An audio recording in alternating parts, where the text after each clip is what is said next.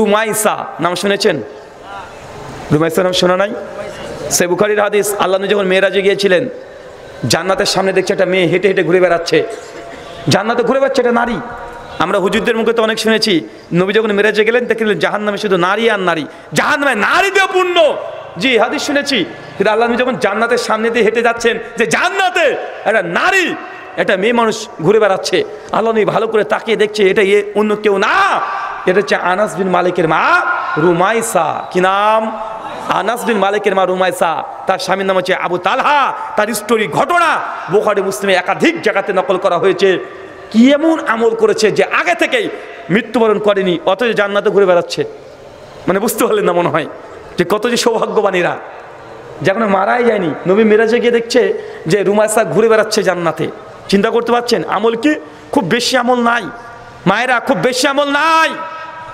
সে মুসলিমের যে রেওয়াজগুলো প্রমাণিত আসছে যে রুমাইসা রাদিয়াল্লাহু আনহা, আবু তালহা তার স্বামীর নাম। আবু তালহার সঙ্গে যখন রুমাইসা যখন বিবাহ হয়ে গেছে, আবু তালহা একদিন তার বাড়িতে তার অসুস্থ সন্তানকে থুয়ে আল্লাহ নবীর সঙ্গে যুদ্ধ জিহাদে তিনি অংশগ্রহণ করেছে বা বিজনেসের কাজে বাইরে গিয়েছে। দুটো রেওয়াতে আসছে। যখন দীর্ঘ 1.5 মাস পরে আবু তালহা নিজের বাড়িতে ফিরবেন, সেদিন আগে থেকে জানিয়ে দেওয়া হয়েছে যে কাফেলা গিয়েছিল ব্যবসার উদ্দেশ্যে বা জিহাদের উদ্দেশ্যে, তারা আজকে রাত্রিবেলাতে ফিরে আসছে। যখন রুমাইসা খবর পেয়েছে যে তার স্বামী আজকে বাড়িতে ফিরবে, কিছুক্ষণ পরে তার সেই অসুস্থ সন্তান সেই দিনেই মারা যায়। সেই দিনে মারা গেছে। রুমাইসার সঙ্গে সঙ্গে তার প্রতিবেশী সবাইকে বলে বেড়াচ্ছে, খবরদার, আমার স্বামী 1.5 মাস পরে বাড়ি থেকে ফিরে আসছে, আমার স্বামী তার সন্তান যে মারা গেছে কেউ জানাবে না তাকে। আমি যতক্ষণ না জানাচ্ছি আমার স্বামীকে, ততক্ষণ কেউ জানাবে না।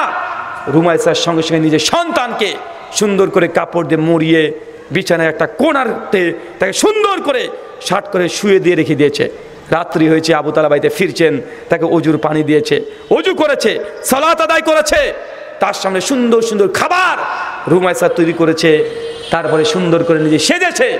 আবু তালহা খাওয়া দাওয়া করে যখন তৃপ্তি চলে এসেছে, বিছানায় গিয়ে শায়িত শুয়ে আছে, রেস্ট করছে। রুমাইসাকে সাজুগুজু করছে, স্বামী এসেছে অনেকদিন পর, সুন্দর করে সেজেছে। সেজে আবু তালহার কাছে গিয়েছে। সারা রাত ধরে স্বামী স্ত্রী অনেক গল্প। কেন বাইরে থেকে যখন কোনো প্রবাসী ভাই যেদিন প্রথম বাড়িতে আসে, স্ত্রীর সঙ্গে সারা গল্প হয় না? সেই দিনটা একটা আলাদা মনে হয় না? কারণ রুমাইসা জানছে যে আজকে যদি আমার স্বামী মানে আমার সন্তান মারা গেছে কথা বলি, 1.5 মাস পর স্বামী বাড়িতে ফিরছে, তাহলে এই আঘাত সে সহ্য করতে পারবে না। রুমাইসার সঙ্গে সে তার সঙ্গে শায়িত হয়েছে, সারা রাত গল্প। একটা পর্যায়ে স্বামী স্ত্রীর সঙ্গে যা ঘটে সেগুলো ঘটেছে। রুমাইসা যখন দেখছেন যে তার স্বামীর মধ্যে আর কোনো ক্লান্তি নেই, ফুরফুরে মেজাজ চলে এসেছে, একদম স্বাভাবিক হয়ে গেছে, রুমাইসা তার স্বামীকে বলছে, আবু তালহা, আপনাকে একটা প্রশ্ন করবো, উত্তর করবেন? জি রুমাইসা, কি প্রশ্ন করবে বলো?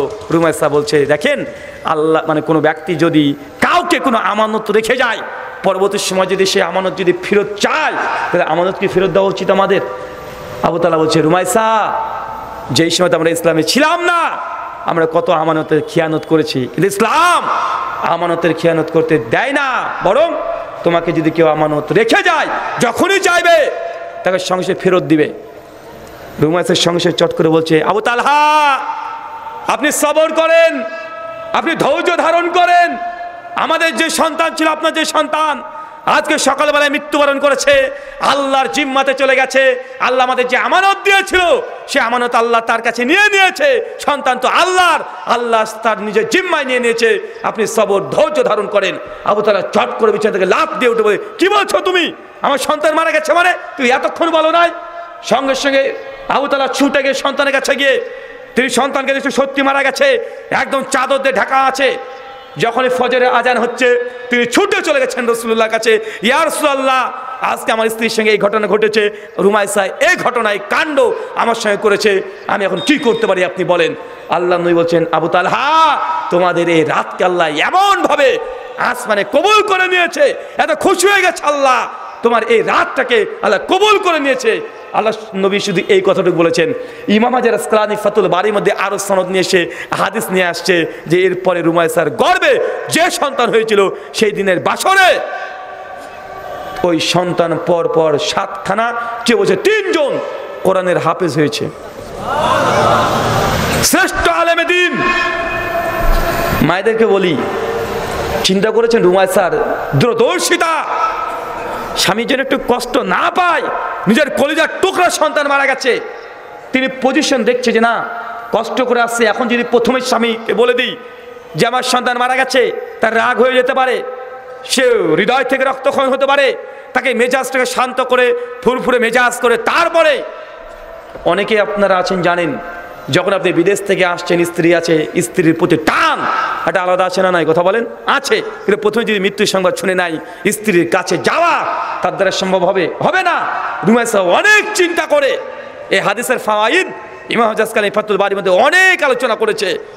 এখান থেকে বোঝা যায় যে রুমায়সার যে দূরদর্শিতা, স্বামীর প্রতি ভালোবাসা, ভক্তি আমাদের মায়েদের বোনেদের মধ্যে যদি আসে, ইনশাআল্লাহ জেনে রাখেন আপনি রুমায়সার মতো জান্নাতি একটা নারী হিসাবে নিজেকে গড়ে তুলুন। এই দুনিয়াতে মাত্র 20 বছর স্বামীর সঙ্গে সংসার করতে এসেছেন।